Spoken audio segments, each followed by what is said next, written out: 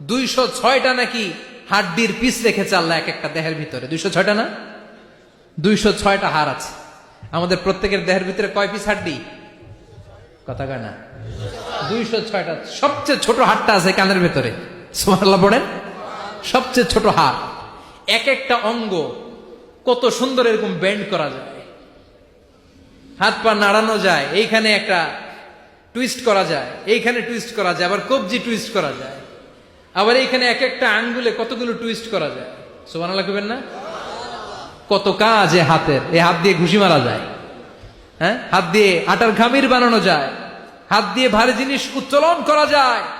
আবার এই হাত দিয়ে দেখেন ক্রিকেটাররা কি সুন্দর বল করে, এটা দিয়ে স্পিন বল করে, লেগ স্পিন করে, অফ স্পিন করে, পেস বল করে। এক হাতের মধ্যে কত কারসাজি, সুবহানাল্লাহ করে না? আবার বা হাতি স্পিন করে না, বল এদিকে পড়ে ওদিকে চলে যায়, আছে না নাই?